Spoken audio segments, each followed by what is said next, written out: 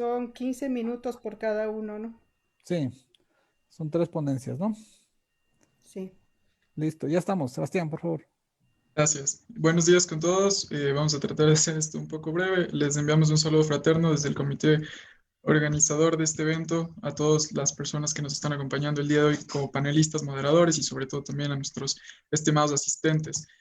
Para este evento denominado La economía circular, el desafío para el desarrollo sostenible, vamos a contar con algunos panelistas que nos van a estar exponiendo interesantes ideas. Así que en esta etapa introductoria me voy a permitir presentarles a nuestros panelistas para que los conozcan. Nos va a estar acompañando Max Lascano, quien es economista por la PUCE, magíster en gestión y planificación ambiental por la Universidad de Chile. Fue gerente del programa de conservación Sociobosque. Ha trabajado en la ex Secretaría Técnica del Frente Social, en la ex Subsecretaría de Programación de la Inversión Pública del Ministerio de Economía y Finanzas. Ha realizado trabajos como consultor para organismos multilaterales y además se encuentra ha desempeñado la docencia de cátedra en Economía Ambiental y de Recursos Naturales en la Universidad San Francisco de Quito. Bienvenido, Max. Nos acompaña también Alfonso López, quien es licenciado en Ciencias Económicas y Empresariales por la Universidad de Castilla-La Mancha. Es profesor homologado de Contabilidad y Finanzas por la Escuela de Organización Industrial en España. Posee una certificación de asesoramiento financiero, un Master Executive en Gestión Bancaria por la Escuela de Finanzas y un Máster Universitario en Administración y Dirección de Empresas por la Universidad Internacional de Valencia. Bienvenido, Alfonso. También se encuentra con nosotros Esther Villajos, quien es doctora en Psicología de los Recursos Humanos, licenciada en Administración y Dirección de Empresas, máster en Economía Social. Es directora del programa de MBA en la Universidad Internacional de Valencia, donde también ejerce la docencia. Bienvenida, Esther. Se encuentra también Sebastián Londoño, quien es economista por la PUCE, magíster en Investigación Económica del Desarrollo por la Flaxo. Tiene un diplomado en docencia universitaria por el Politécnico Nacional de Colombia. Actualmente es el presidente de Prisma Consult y se desempeña como analista de estadísticas fiscales en el Ministerio de Economía y Finanzas. Bienvenido, Sebastián. Se encuentra también con nosotros Bolívar Reza, quien es economista por la Pontificia Universidad Católica del Ecuador, investigador especializado en política fiscal y políticas públicas. Tiene formación en economía conductual, en economía del desarrollo, en economía aplicada y en análisis de datos. Bienvenido, Bolívar. Y finalmente también se encuentra con nosotros María Mercedes Prado, quien es doctora en economía en la Universidad de Grenoble-Alpes en Francia. Es docente e investigadora en la Facultad de Economía de la PUCE durante más de 10 años. Ha contribuido además en otros aspectos de la actividad académica como coordinadora de la maestría en Economía, Convención en Políticas Públicas, coordinadora del área de Economía Política y también ha sido la principal responsable de la internacionalización de la carrera de Economía y coordinadora del programa de doble titulación que mantenemos con la universidad antes mencionada de Francia. Así que bienvenida también María Mercedes, que es la Gracias, persona a quien yo ahora le voy a pasar la palabra porque nos va a ayudar en este evento como la moderadora. Así que bienvenidos todos y les envío un saludo fraterno. muchas gracias Sebastián por la presentación. Solamente para estar claros con las reglas, como tenemos una hora en punto antes que comience el otro webinar, cada uno de los presentadores tiene 15 minutos para hablar, ¿ok? Luego de esto, pues hacemos un pequeño resumen de unos 5 minutos y si tenemos tiempo, si nos sobra el tiempo, le dedicamos un poquito a las preguntas que puedan venir del público. Así que comenzamos. Yo simplemente con fines para organizar la presentación quisiera saber quién tiene papers conjuntos de todo esto. Max, ¿tú tienes un paper con? No, yo voy solo. Vas solo, ya. Entonces, ¿quién tiene papers conjuntos? Alfonso, Sí, sí, con Esther, tal vez, sí. Ok, sí. los dos, ya. Y Sebastián va Con solo. Bolívar. Buenos días. Ok, ya Sebastián. Listo. Comenzamos entonces y le damos la palabra en este tema tan importante que es la economía circular, que promueve utilizar la mayor parte de materiales que pueden ser biodegradables para la fabricación y el consumo de estos en los procesos de producción que pueden venir posteriormente para evitar sobre todo daños medioambientales, ¿no? en el planeta. Esta es una nueva vía de estudio de la economía muy importante porque nos lleva a pensar en la reutilización, en la reparación, en el reciclaje, es decir, en el aprovechamiento de recursos, donde lo que prima fundamentalmente en esta visión es la reducción de los elementos para minimizar la producción al mínimo indispensable y evitar la proliferación de desperdicios. Fíjense lo importante que es esto en todo lo que tiene que ver con el medio ambiente. Le doy la palabra en primer lugar a Max, que nos va a presentar bioeconomía circular, cambio climático y COVID-19, alternativas para un nuevo rumbo. Sí, que Muchas gracias, María Mercedes. Arranco rápidamente por honor al tiempo, ¿no? Vamos a ver 4 temas, me voy a tratar de ser muy rápido. El primero es las revelaciones que nos ha dado el COVID-19. Luego vamos a hablar sobre el retorno a la normalidad, qué futuro nos espera y las alternativas para un nuevo rumbo, donde vamos a tratar de, ojalá nos alcance el tiempo para hablar un poquito de Ecuador. En cuanto a lo que nos develó el COVID, tres ideas centrales. La primera, la capacidad de respuesta. El mundo, la humanidad en su conjunto, en pocas semanas dieron una respuesta a los efectos del COVID-19. Y es algo que es interesante analizar porque, en cambio, para el tema del cambio climático, llevamos ya 25 años de convenciones del cambio climático de las Naciones Unidas y todavía no tenemos unas respuestas tan contundentes como logramos hacer ante el COVID, ¿no? Dar respuesta al menos. ¿Por qué se debió esto? Debido a la capacidad de daño, ¿ya? La capacidad de daño que tiene el COVID es inmediata, puede afectar a cualquier persona y eso sin duda alguna despertó la voluntad política de todos los actores. Pero no solamente esa capacidad de daño con el tiempo nos fue develando otras cosas, ¿no? Por ejemplo, que los latinos, los afroamericanos en Estados Unidos mueren más en Estados Unidos. En general, la gente pobre, la gente que no tiene acceso a la seguridad social, por ejemplo, en México y en otros países. Voy a anotar rápidamente algunas ideas y algunos pantallazos de noticias que ustedes seguramente han visto durante este tiempo. También hemos visto que el confinamiento, que fue la principal medida de contención de la pandemia, no fue, digamos, muy factible, ni siquiera en los países del norte, ¿no? Aquí tenemos una noticia de los problemas que se tuvo en las zonas pobres de París. Y también a nivel del mundo vimos que los servicios sanitarios empezaron a colapsar, ¿no? No teníamos unos adecuados servicios sanitarios. Entonces, ¿qué nos develó el COVID finalmente? Nos develó que la mortalidad, sí, es letal, el COVID puede llegar a ser mortal, pero se enfoca más en los sectores vulnerables, pobres y excluidos. La precariedad también nos notó la precariedad que existe a nivel mundial, no solamente en los países en vías de desarrollo, en cuanto a viviendas, el hacinamiento, falta de servicios, la gente que realiza los trabajos esenciales, que son por generalmente los menos remunerados, ¿no? Y las diferencias obviamente entre el norte y el sur. Y la deficiencia, como habíamos visto, de los sistemas de salud y la protección social. Tal es el punto que hace varias semanas, meses tal vez ya, Macron, ¿no?, reconoció que la salud pública debe estar fuera del mercado, debe ser un tema de prioridad del Estado. Con eso nos lleva al segundo punto, ¿no? Entonces, después de esto, de ver esto, el retorno a la normalidad, ¿queremos retornar a la normalidad? Es la pregunta, ¿no? Y la normalidad aparentemente lo que viene es más problemas, ¿no? La normalidad nos trae más problemas. Por ejemplo, el tema de la pérdida, la extinción de las especies, ¿no? Latinoamérica es uno de los sectores del mundo que más está siendo afectado por la pérdida de las especies. ¿Y eso por qué es importante? Porque pese a las teorías conspirativas que han aparecido también, ya las evidencias científicas nos señalan que el COVID-19 se debe a la pérdida de los hábitats, a la pérdida de los ecosistemas, a la pérdida de los bosques.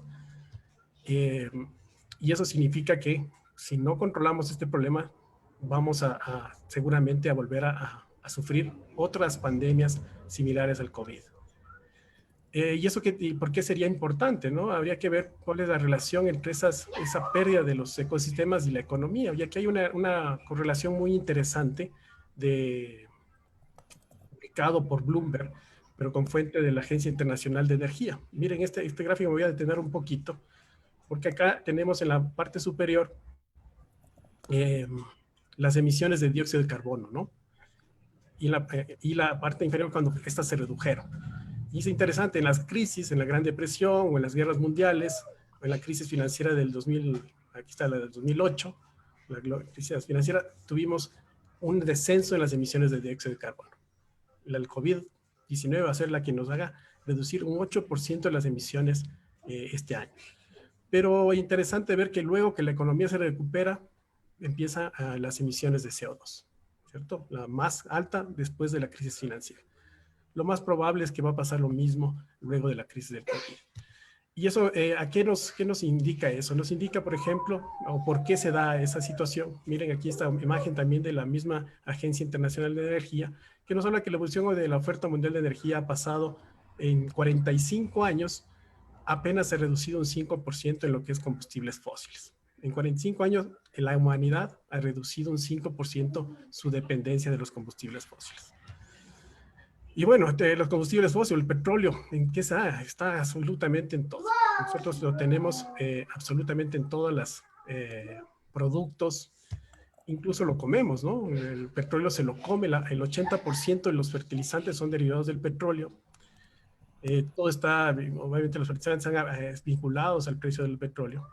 Y el sector USCUS, el sector del uso del suelo, el cambio de uso del suelo y de la agricultura, genera un 23% de las emisiones de gases de efecto invernadero, apenas por debajo del sector de energía, el 25%. Para el país, para Ecuador, la ganadería es la expansión del pasto y de los ganados, es la principal causa de deforestación, pero eso es algo similar para otros países de América Latina y de la Amazonía, con la soya, la palma africana y otros commodities. Y eso también nos lleva a otro dato interesante. Miren, aquí hay un estudio que nos dice que hasta el 26% de las emisiones globales de gases de efecto invernadero están ligadas a la producción para mercados internacionales. Nuestra economía, la economía especialmente de países como Ecuador y en general América Latina, que exportamos materias primas, tenemos esta característica, ¿no? Pero la demanda viene de los países del norte. Otra arista muy importante que hay que tomar en cuenta es la desigualdad. Hemos tenido varias publicaciones sobre la desigualdad. Tomás Piketty, ustedes lo deben ya haber visto, lo conocen, nos habla mucho sobre lo que ha resultado desde los años 70, 80, desde el inicio de la economía neoliberal, cómo ha resultado el problema de la desigualdad, que hay muchos estudios, Oxfam nos habla mucho de esto, el tema de la inequidad. Pero ¿por qué es importante en el tema del cambio climático? Porque también hay estudios que evidencian que la población más rica, el 1% más rico, emite más del doble de carbono que la mitad del mundo más pobre, ¿ya? Este también es otro problema vinculado a la crisis climática. Y eso está detrás de eso está un patrón de consumo insostenible. Este es un dato del Global Footprint Network National Footprint, que nos habla de cuántos días el día estaría sobregirado, el planeta sobregirado si la población fuera como, por ejemplo, Qatar, sería el 11 de febrero, o en fin, Estados Unidos el 14 de marzo. El promedio mundial es del 22 de agosto. Necesitamos 1.6 planetas para poder cubrir la demanda de este patrón de consumo inequitativo. Ecuador está un poquito mejor. Ecuador cumple su huella el 14 de diciembre. Pero esto, ¿por qué también? ¿A dónde nos lleva? ¿No? Nos lleva a que este patrón de consumo y esta economía que se está concentrando la riqueza y concentrando los poderes, también tenemos una serie de problemas, por ejemplo, en el tema de la abastecimiento de semillas y de productos relacionados a la producción agrícola. Se han fusionado en los últimos años 3 empresas que controlan más del 60% de las semillas del mundo, casi el 70% de los pesticidas.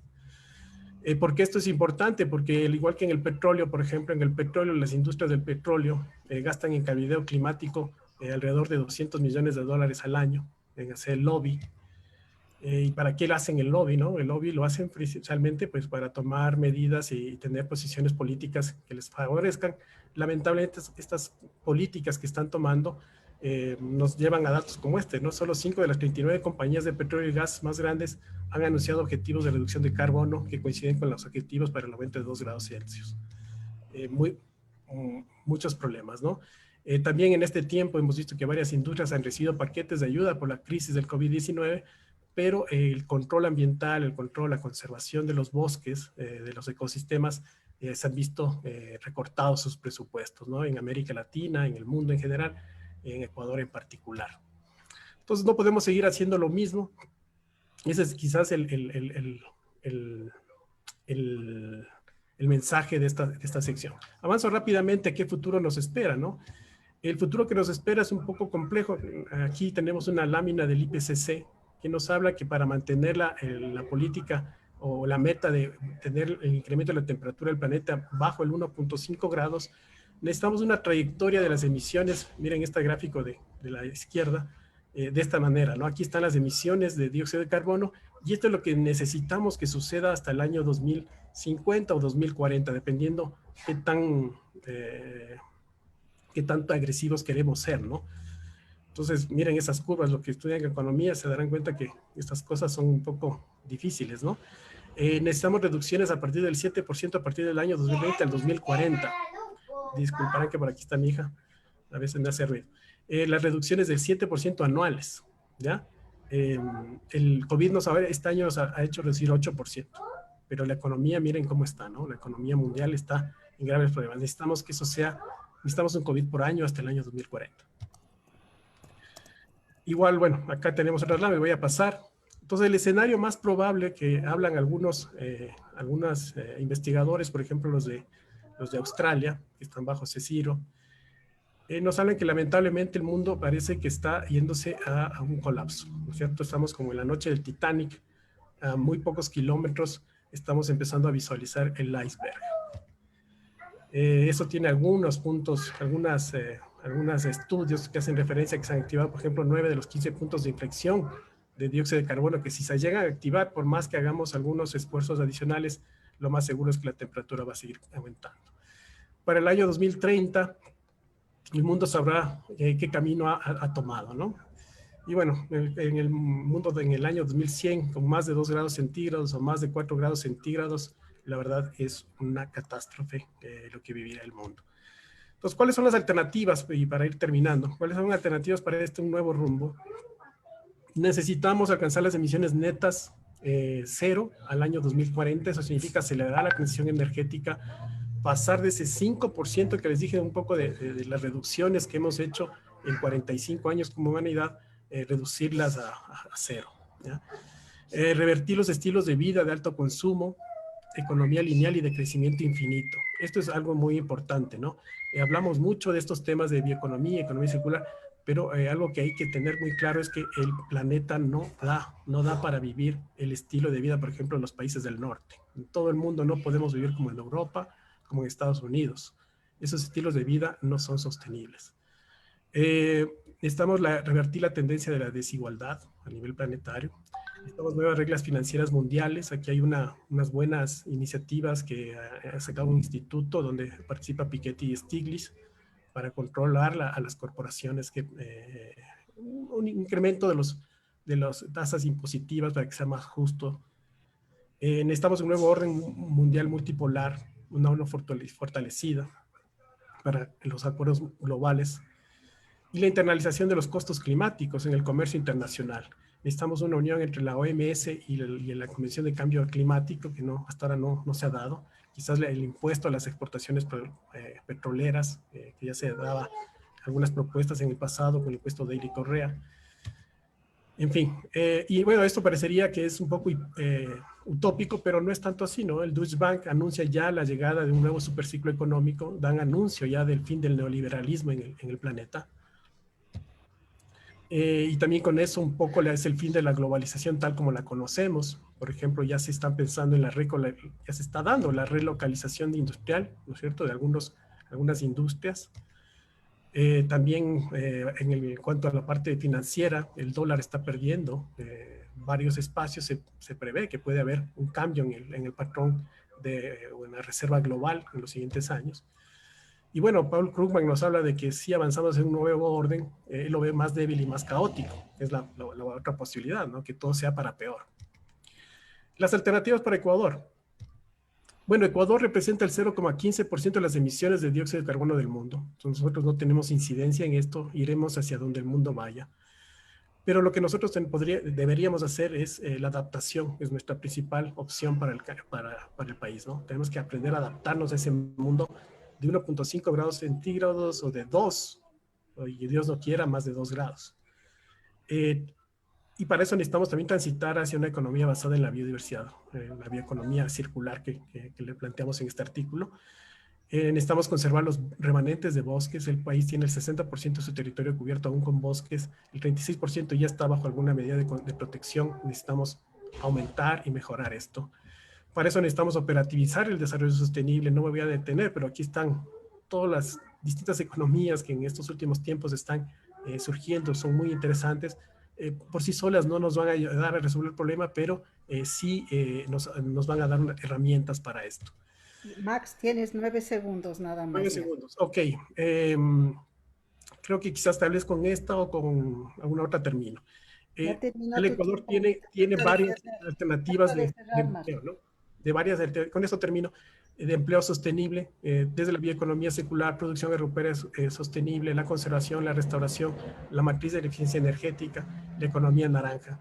Necesitamos tecnología, para eso necesitamos políticas públicas, y termino con la última lámina, perdón si me das Tienes medio minuto, por favor. a medio minuto, perfecto. Menos de medio minuto tienes. Menos de medio minuto. Tienes otro participante. Sí, solo dos láminas más. La siguiente es esta de acá, que la economía circular va mucho más allá del reciclaje, ¿no es cierto? Pero para países como Ecuador, nosotros todavía no superamos esa etapa, ¿no? Por ejemplo, utilizar la basura como recurso, el tratamiento de las aguas, menos del 10% de las aguas del país se tratan, el aprovechamiento de residuos, no los diferenciamos en un 85%, el 45% no va a rellenos, el 56% es materia orgánica. Entonces aquí hay varias oportunidades desde la gestión de residuos, ni siquiera economía circular así en su máximo esplendor. Y finalmente termino con esta lámina.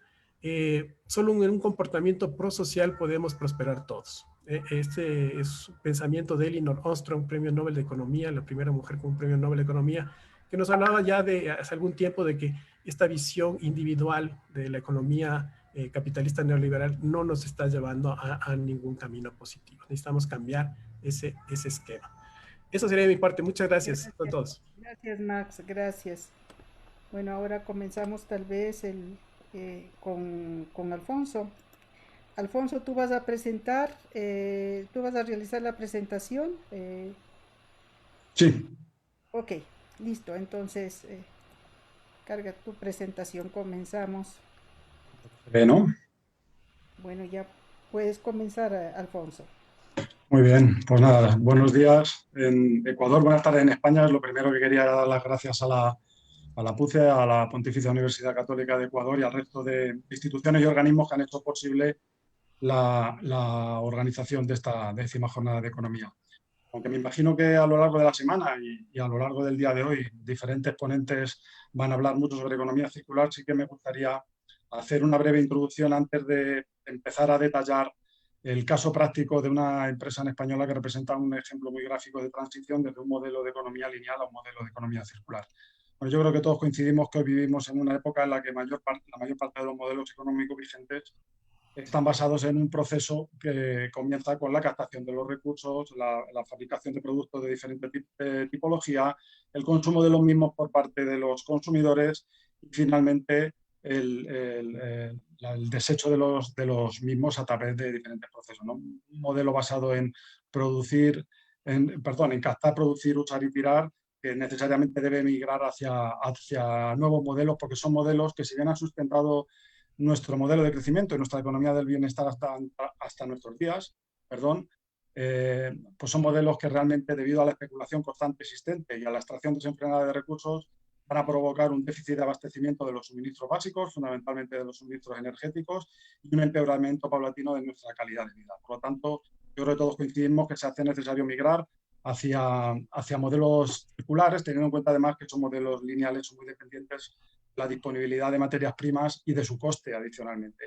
Por eso comento que se pone de manifiesto la necesidad de migrar hacia modelos circulares que disminuyan la producción, disminuyan la fabricación de productos y que al mismo tiempo favorezcan, y en línea con lo que comentaba antes el compañero, la utilización de productos biodegradables que permitan no causar daños al medio ambiente cuando finaliza su vida útil, y cuando no queda más remedio, pues apostar por la utilización de productos a los que se le pueda dar una segunda vida útil cuando no sean biodegradables. Este tipo de modelos circulares, además, permiten una reindustrialización del territorio. Perdona que nos estaba pasando la presentación.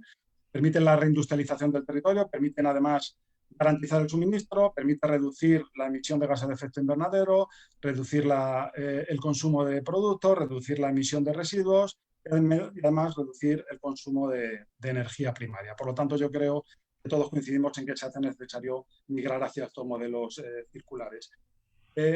Ya en la presentación más adelante hay una referencia tanto a los principios como a los beneficios de la economía circular. Yo no me voy a extender mucho en ellos porque doy por hecho que se va a hablar de sobra a lo largo de esta semana, pero sí que quiero referirme a la participación que tiene la economía circular en el cumplimiento de los objetivos de desarrollo sostenible.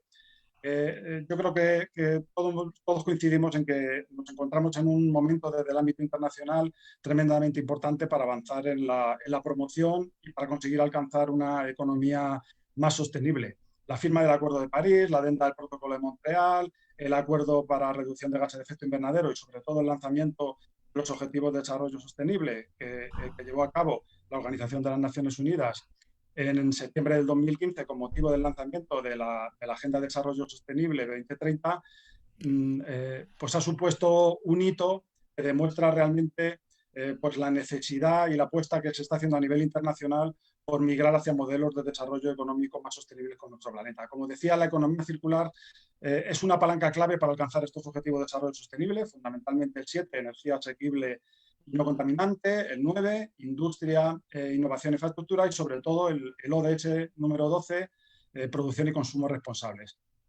Precisamente en este objetivo, el ODS, el Objetivo de Desarrollo Sostenible número 12, una palanca absolutamente fundamental para alcanzarlo es precisamente la economía circular, porque va a suponer, para alcanzar la meta establecida en este objetivo, va a haber que llevar a cabo una revisión, una transformación completa de los modelos lineales que actualmente hay en vigor hacia modelos circulares. Se trata, en definitiva, de que en la sociedad empecemos a utilizar y a tener en la mente la palabra recurso y desechemos completamente palabras como desecho, residuo, etc. Como decía, no me voy a entretener mucho en cuáles son los principios y los beneficios de la economía circular, pero sí que quiero hacer una muy breve referencia a cuál es la situación en Europa y concretamente en España, ¿no?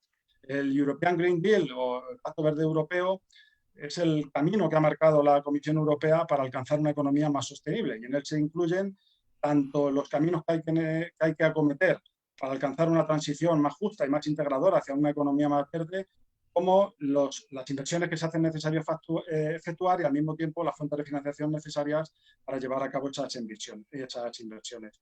Dentro de ese Pacto Verde Europeo, consecuencia de ese Pacto Verde Europeo, ya se ha aprobado en este año 2020 la Ley Europea del Clima, que es la primera acción climática que se enmarca dentro de este Green Deal y que, en definitiva, lo que promueve es la reducción de los gases de efecto invernadero hasta alcanzar una cifra de 0 emisiones netas en el año 2050. En el ámbito español, pues destacar que se están dando pasos en ese ámbito. Ya se ha remitido al Congreso de los Diputados en España la Ley de Cambio Climático y Transición Energética, que aboga también por alcanzar la neutralidad climática en el año 2050 y que dentro de España supone una excelente oportunidad para adelantar los objetivos de energía y clima y luchar de esta manera contra los devastadores efectos que está provocando el COVID en nuestra economía. También se está avanzando en una estrategia específica de economía circular dirigida por el Ministerio para la Transición Energética y Reto Demográfico. Y también quiero destacar el lanzamiento del proyecto nacional de integrado de energía y clima para el periodo 2021-2030, que lo único que expresa desde un punto de vista práctico cuál es la apuesta, en este caso de España, de reducción de gases de efecto invernadero, de apuesta por las energías renovables y su penetración en la economía y por la eficiencia energética. Porque se hagan una idea del movimiento de fondos que va a suponer todas estas iniciativas, simplemente indicarles pues, que, por ejemplo, el European Green Deal prevé movilizar más de 920.000 millones de euros. En concreto, en España, el PNIEC supone movilizar más de 200.000 millones de euros. Bueno, pues una vez hecha esta breve introducción a lo que es la economía circular, voy a entrar en un caso concreto, que es una sociedad, concretamente Mosto Vinos y Alcoholes, perteneciente al Grupo Huertas. El Grupo Huertas es una sociedad que se encuentra ya en la cuarta generación. Desde el año 1940 tiene experiencia en actividades agrícolas, elaboración de vinos, destilación de alcoholes. No obstante, dentro del grupo económico se incluyen otras actividades como son la actividad de transporte, la agricultura, almacén envasado de cebollas, muy importante, y ahora lo comentaré, la producción de energía eléctrica y térmica, la fabricación de mosto concentrado rectificado, extracción de aceite a través del repaso de alperujo, quiere decir que en definitiva es una actividad muy diversificada. Voy a indicar muy brevemente la actividad eléctrica que desempeña este grupo de empresas, porque es una actividad fundamental para entender cómo está migrando el modelo lineal de la compañía hacia un modelo plenamente circular. Bien, pues como les decía, este grupo empresarial lleva a cabo la producción de energía eléctrica a través de un proceso de cogeneración, a través de la tecnología de cogeneración y de biomasa. Esa actividad de producción de energía eléctrica la llevan a cabo a través de 5 plantas con diferentes tecnologías que suman una potencia instalada de más de 55 megavatios. En concreto, esta actividad se lleva a cabo en las siguientes instalaciones. En primer lugar, como pueden ver ahí en la presentación, Movialsa 1, que está en vigor está en funcionamiento desde el año 2000, tiene una potencia instalada de más de 23 megavatios. Y a destacar que en este proceso, además de producir energía eléctrica, se produce energía térmica a través del vapor, de agua caliente y de los gases de escape de los motores productores de esa energía eléctrica. Es una energía térmica que se utiliza para el proceso productivo de elaboración de vino, fabricación de mosto y destilación de alcohol. Hay una segunda planta en funcionamiento del año 2001 que funciona utilizando como combustible biomasa, en este caso orujo, que es un subproducto procedente del tratamiento y de la gestión de la uva, tiene una potencia instalada de 6 megavatios. Otra instalación, Movialsa 4, en funcionamiento del año 2009, con una potencia instalada también de cerca de 6 megavatios y que utiliza como combustible otro tipo de biomasa, en este caso es el denominado orujillo o alperujo, que es un subproducto procedente de la gestión y tratamiento de la aceituna. Y las dos últimas plantas del año 2009 y 2010, la que llamamos Movialsa 3 y Movialsa 5, son muy parecidas, las dos tienen una potencia de 10 megavatios eléctricos, formada por 2 motores Rolls-Royce de 5 megavatios cada una de ellas, y en todas ellas hay un denominador común, que se genera energía eléctrica y al mismo tiempo energía térmica en forma de vapor, de agua caliente y de rescate de los gases de escape de los motores.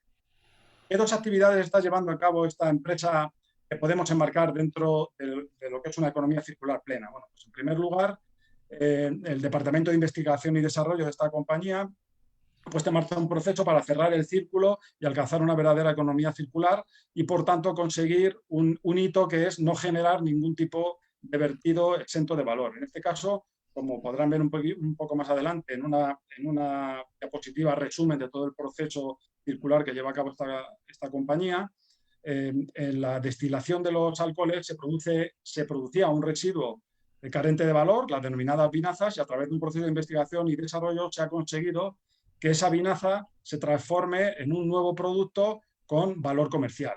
Trata de abonos orgánicos y abonos orgánicos mineral líquido, que cuenta con todas las autorizaciones pertinentes del Ministerio de Agricultura de España y que, según nuestra legislación, puede utilizarse perfectamente como fertilizante.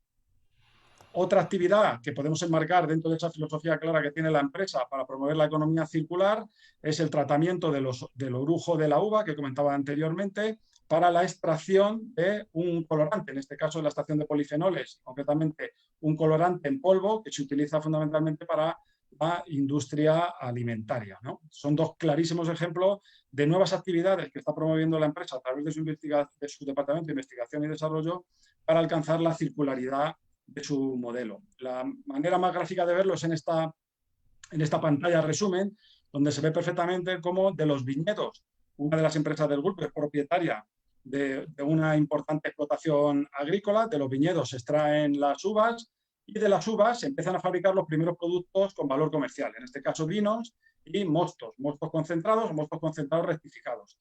La elaboración de vinos y la fabricación de mostos trae como consecuencia la generación de 2 subproductos. No quiero llamarlos residuos porque, como concluiremos al final, no son residuos. Todos esos subproductos se han transformado en productos con valor comercial. Esos subproductos son los orujos y las lías.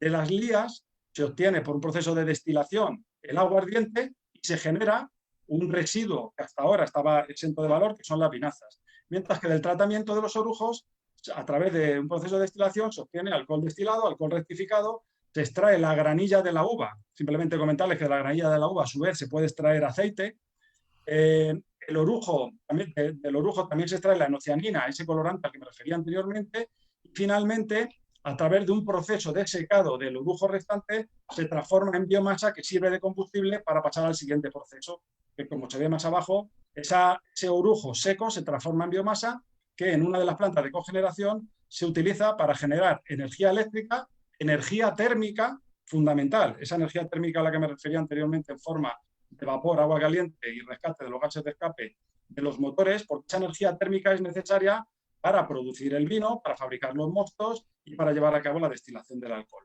Por la parte de las vinazas, se extrae, previamente a la última valoración a la que me refería anteriormente, se extrae el tartrato cálcico, que se transforma posteriormente en ácido tartárico, es un conservante también muy utilizado en la industria alimentaria, y llegamos a la parte final del círculo, en la cual las vinazas que quedan, como me refería anteriormente, un residuo carente de valor, esas vinazas, y al mismo tiempo el proceso de quemado de la biomasa para producir energía eléctrica genera unas cenizas. Pues bien, en la última etapa se consigue la valorización de esos residuos, tanto de las cenizas como de la vinaza destartarizada, obteniendo el abono orgánico y orgánico mineral que junto con las cenizas valorizadas, como comentaba anteriormente, vuelven vía fertilizante a los viñedos nuevamente para los procesos. Tienes un minuto, queda un Muy minuto. bien. En definitiva, se trata de un grupo que permite la fabricación de diferentes productos con valor comercial y en las que las plantas de cogeneración eléctrica forman un papel fundamental. ¿Por qué? Porque en esa planta de generación eléctrica, aparte de la energía que se vende al mercado, se genera energía térmica necesaria para todos los procesos que lleva a cabo la compañía, siempre bajo un criterio de altísima eficiencia, porque son plantas de cogeneración que permiten reducir el consumo de energía primaria, por lo tanto apuestan por la eficiencia, reducción de la energía primaria consumida, reducción de las emisiones de gases de efecto invernadero.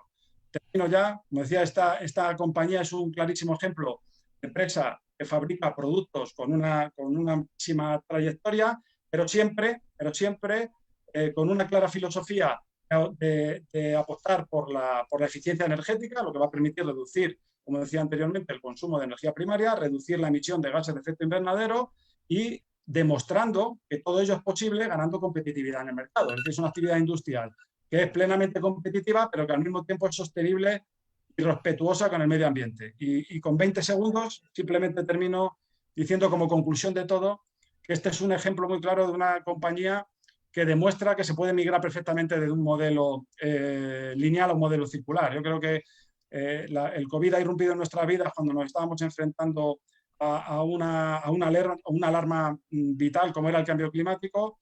Si bien hay que luchar contra la pandemia y contra los efectos adversos económicos y sociales, no debemos olvidar que es necesario migrar hacia modelos circulares, conseguir la sostenibilidad del planeta, conseguir una economía verde que será bueno no solo para la economía, para el empleo y para la sociedad, sino también para la salud del planeta y para la calidad de vida de todos nosotros.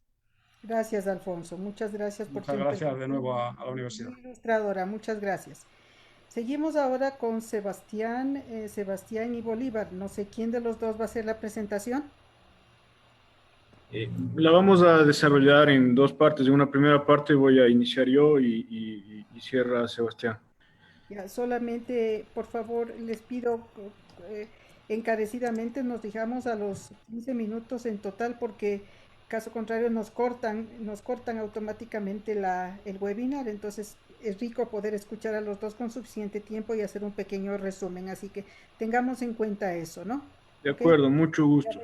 Sigue adelante. Perfecto, muchas gracias a todos por la invitación. Les agradezco igual por la participación a todos los asistentes. En forma de agradecimiento les he compartido un link donde está en un drive con el libro. En el capítulo 7 pueden encontrar el texto en detalle de este tema que se denomina ciclicidad, reglas macrofiscales y sostenibilidad. Un poco distinto, no es sostenibilidad ambiental, aquí es un poco de sostenibilidad fiscal, es un tema ligeramente distinto, y también pueden encontrar la presentación. Esto lo realizamos con Sebastián y con la economista Lady León de la Universidad de Machala en este año. Entonces, bueno, arranquemos. Sebastián, por favor.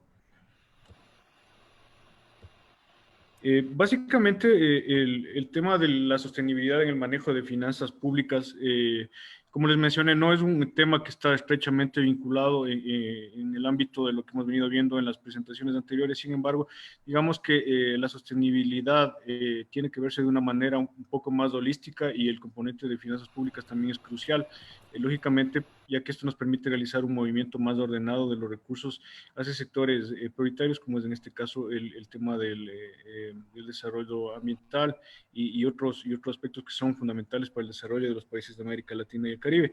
Y lastimosamente, acá tenemos que arrancar motivando un poco la presentación con un tema de que la historia del manejo de finanzas públicas y la corrección de los desequilibrios es un hecho que recurrentemente se puede escribir como una historia cíclica de deuda, una historia de reformas y lógicamente de muchos desafíos.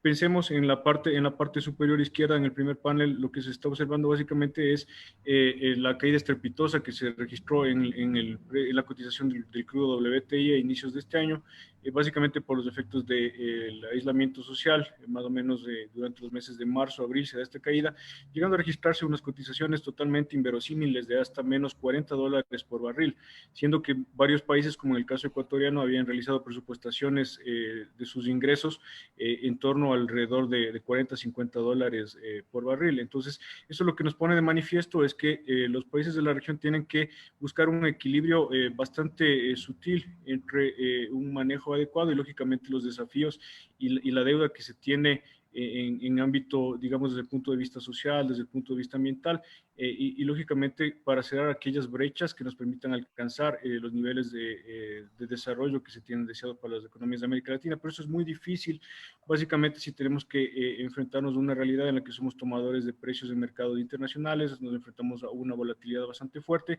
y esto muchas veces termina desembocando en periodos en los que, como podemos observar en el panel derecho, se tienen que realizar reversiones bastante significativas del gasto público, es decir, correcciones del sector fiscal, ordenamiento de las finanzas públicas, y por ejemplo esto ya ha sucedido en periodos anteriores, básicamente durante los años 80, 90, se realiza una reversión de cerca de 6 puntos porcentuales del gasto público como porcentaje del PIB hacia los años 90, alcanzando el 17% del Producto Interno Bruto, es decir, ubicándonos incluso por niveles inferiores de gasto como porcentaje del PIB, inferiores a los que se habían registrado durante la década de los años 70. Esto posteriormente tiene un efecto que es bastante real y bastante crítico y bastante estremecedor en algunos casos porque tiene una dimensión social bastante fuerte y bastante marcada, y esto es lo que se observó en la década de a finales de la década de los 80, de los 90, en la denominada década perdida, donde tuvimos un crecimiento del Producto Interno Bruto per cápita bastante bajo, se tuvo una reversión de la media del PIB per cápita de la región, y lógicamente esto es algo que muy probablemente se puede volver a observar y en algunos casos, como en la economía ecuatoriana, ya se está registrando en la actualidad. Y para concluir esta parte, es importante que adicionalmente podamos entender que todo esto se da en un contexto en el que los arreglos institucionales o los niveles de aceptación o la percepción de corrupción que existe por las instituciones en los países de América Latina son bastante alarmantes. Existe muy poca confianza, pero eso no solamente es una percepción, sino está basada muchas veces en hechos concretos, salvo esto estamos viéndolo en el panel inferior izquierdo y por ejemplo existen unas honrosas excepciones para lo mismo, como por ejemplo en el caso de Chile y en el caso de Uruguay. Ahora, brevemente, ¿por qué se llega a dar esto? Podemos pasar a las... Sí, aquí está bien. Justamente, todo esto sucede en gran medida porque existe un manejo bastante discrecional de las finanzas públicas en los distintos países y se llega a observar una profundización de lo que es el gasto o el manejo procíclico de las finanzas públicas. ¿Y qué es esto del manejo procíclico de finanzas públicas? Básicamente, a lo que hace referencia a esto es a un movimiento, pues, positivo o un movimiento positivo que existe entre el gasto público expansivo o un incremento de los déficits fiscales en momentos en los que, por ejemplo, se está teniendo un crecimiento del Producto Interno Bruto por encima de su potencial, es decir, tenemos una brecha positiva, o existen correcciones y reducciones del déficit fiscal en momentos en los que estamos en recesiones. Para esto existe un trabajo bien interesante que fue realizado por Carlos Begui, Boletín, en el año 2013. Ellos lo que hacen básicamente es tratar de contextualizar y de una manera bastante sencilla mostrar a través de desarrollos empíricos cómo podemos entender este tema de la prociclicidad. Y acá en la parte superior estamos viendo una forma funcional lineal bastante sencilla, donde el alfa 2, el estimador alfa 2, lo que hace es medir el grado de asociatividad, el coeficiente de correlación entre el gasto cíclico y el Producto Interno Bruto cíclico de países de América Latina y el Caribe durante 3 periodos de tiempo específicos: 60-2009, 60-99 y 2000-2009. ¿Esto para qué sirve? Para que podamos ubicarnos en los 4 cuadrantes que se está mostrando en el panel izquierdo. Y básicamente acá se encuentran varias, las caracterizaciones de países tanto en vías de desarrollo como países desarrollados, y las categorías son 4. En el cuadrante superior derecho están aquellos países que se denominan todavía en escuela, es decir, en periodos anteriores han tenido un coeficiente de correlación positivo y actualmente también mantienen un coeficiente de correlación positivo. Acá está, por ejemplo, Perú y Venezuela. Los que se llaman back to school, que son aquellos que tenían un coeficiente negativo en periodos anteriores y actualmente muestran un coeficiente positivo de correlación. En los cuadrantes inferiores están como comportamientos un poco más adecuados desde la percepción de estos autores. En el panel inferior izquierdo están aquellas economías que se denominan como graduados de la prociclicidad y que ya están establecidos, es decir, siempre han tenido un comportamiento anticíclico, por ejemplo, que es el caso de Inglaterra. Y en el panel, en el cuadrante inferior derecho, se encuentran los de graduación reciente, es decir, que tenían un coeficiente de correlación negativo, que tenían un coeficiente de correlación positivo y actualmente ha pasado a ser negativo, como el caso, por ejemplo, de Brasil. Vamos a la siguiente, por favor, Sebastián. Todo esto nos lleva a plantearnos una dicotomía que es bastante recurrente, donde se tiene que precisar que los hacedores de política tienen que tomar decisiones, al menos basándonos o enfocándonos en política fiscal, en tomar una decisión donde se debe manejar la política fiscal desde una perspectiva mucho más discrecional o se debe manejar a través de reglas. Entonces, acá comienzan a ganar bastante popularidad durante ya varias décadas, un par de décadas atrás en la región, la adopción de reglas fiscales en varios países de América Latina y el Caribe, como una alternativa para romper esta prociclicidad que, como se verá más adelante en el modelo empírico, al final termina condicionando lo que son los costos de endeudamiento y lógicamente generan efectos perniciosos para el manejo macroeconómico en su generalidad. Pero ¿qué es esto de las reglas fiscales? Las reglas fiscales básicamente se constituyen en restricciones a ciertos agregados fiscales, pero lógicamente que tienen una consistencia con un programa macroeconómico o un programa económico que que se encuentran con una alineación adecuada para el alcance de una manera sostenible. ¿Cuáles son las propiedades que deben tener estas reglas? Existen 3 propiedades al menos de manera general, que deben ser simples, tienen que ser fáciles de verificación y tienen que ser flexibles. Sin embargo, esto no es tan fácil, el cumplimiento de todas las propiedades de manera simultánea y de manera similar a lo que sucede en la política monetaria, en la teoría de política monetaria. Se usa en política fiscal lo que se denomina el trilema de manejo de política fiscal en el tema del planteamiento de las reglas fiscales, y esto básicamente nos lleva a que como máximo se pueden cumplir de manera simultánea 2 de los 3 principios fundamentales. Por ejemplo, se puede observar reglas que son simples y también son de estricto cumplimiento, como por ejemplo la regla de oro presupuestaria en el caso ecuatoriano, pero que no necesariamente son flexibles. Existen otras que son flexibles y son simples, pero son solamente enunciativas, y existen otras que, por ejemplo, pueden ser de cumplimiento estricto y flexibles, pero no son fáciles de comunicar y de verificar en la práctica, como la regla de balance estructural al estilo chileno, por ejemplo. Y existen distintos tipos de reglas fiscales, existen reglas de ingreso, reglas de crecimiento de dinámica de gasto, la regla de ancla de deuda, reglas de parámetros estructurales, como las más representativas. Vamos a la siguiente lámina, por favor. Y bueno, Y bueno, finalmente, en esta sección lo que quiero es explicar, o sea, por qué es importante todo esto que les he mencionado.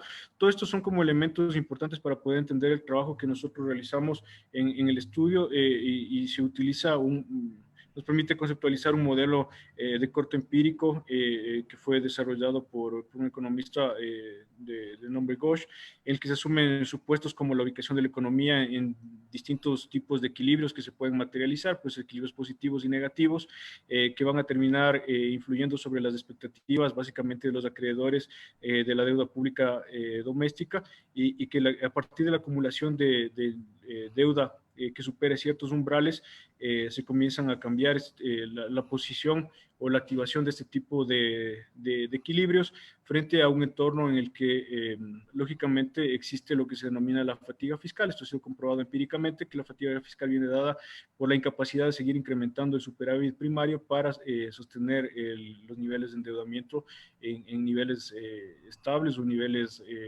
inferiores a los límites naturales que de manera conceptual vienen dados como parámetros estructurales que están en función del crecimiento de largo plazo de las economías, de la volatilidad de los ingresos de los presupuestos públicos, la capacidad de reversión del gasto público en periodos de insostenibilidad de la deuda y adicionalmente la misma tasa de la deuda pública.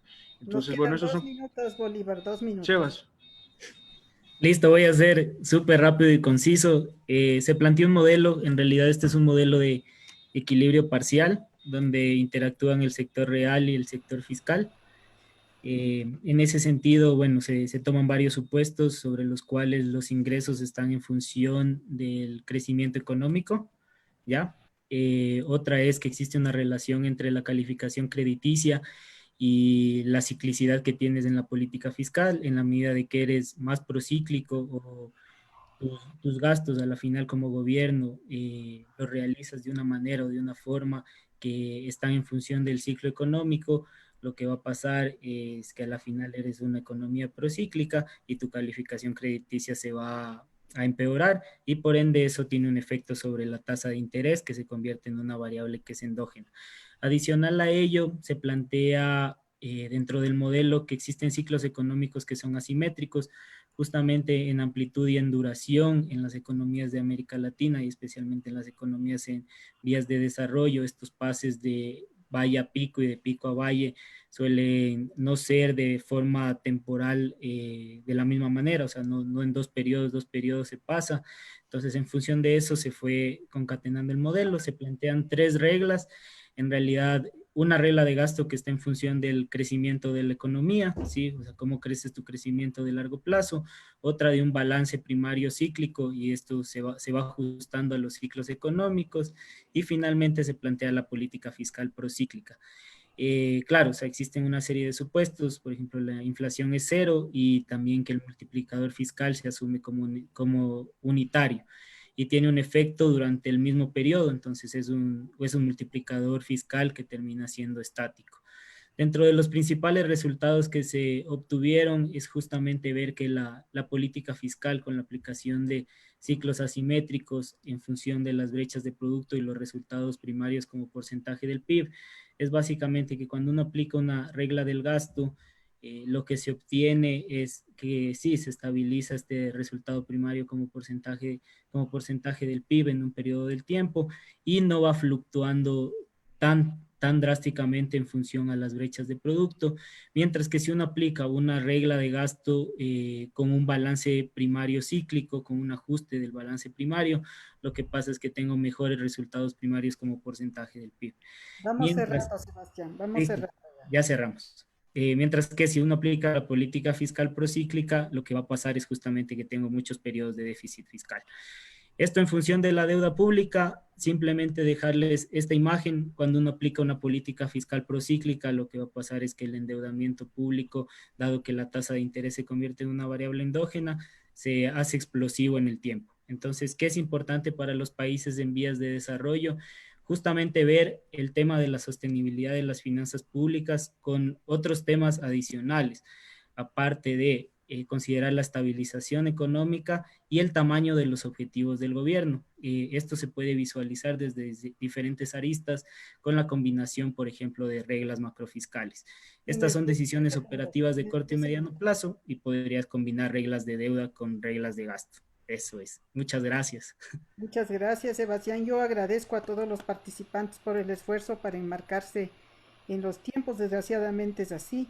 Agradezco a Max en primer lugar por su intervención que nos ha puesto frente a cuál es la capacidad de respuesta al COVID, a diferencia de varias alternativas y varias que estamos viendo en el mundo respecto a los cambios en el cambio climático, ¿no? Y todo tiene que ver, él ha hecho una comparación entre la respuesta al COVID y la respuesta al cambio climático, y todo tiene que ver, decía él, con la capacidad de daño, ¿no?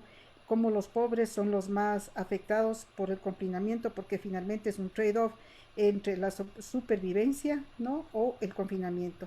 Y nos ha dicho él también qué implica el retorno a la normalidad cuando hay una pérdida importante de ecosistemas que pueden haber sido la causa inclusive del aparecimiento del virus. Él nos deja esta inquietud, mientras ahora se observa cómo los daños al medio ambiente, los gases de efecto invernadero se han reducido con el confinamiento. Y asimismo nos llama a reflexionar sobre los patrones de consumo y lo importante los patrones de consumo y todo el lobby petrolero que está detrás de la degradación del planeta. ¿Será posible? Uno se pregunta, las reducciones de un 7% anual a partir del 2020 de las emisiones de tipo invernadero es una inquietud que nos queda.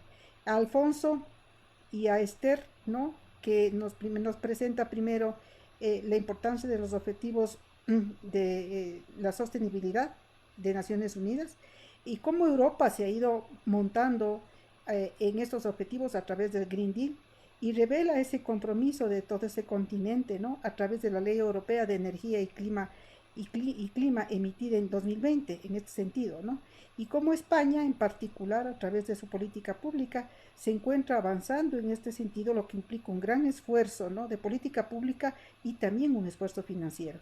Nos ha presentado el caso del Grupo Huertas, muy interesante, una migración de un modelo lineal hacia un modelo circular desde la producción de energía eléctrica y a través de ella la energía térmica, inclusive para la fabricación de vino y alcohol. Nos muestra cómo una industria que puede desarrollar a través de su área de investigación y desarrollo propone, ¿no?, métodos, políticas empresariales para la fabricación de productos comercializables, como nos había hablado de lo que son los abonos orgánicos, minerales líquidos, ¿no? Cómo a través de la uva, los viñedos, uno puede lograr una cantidad de subproductos que sean comercializables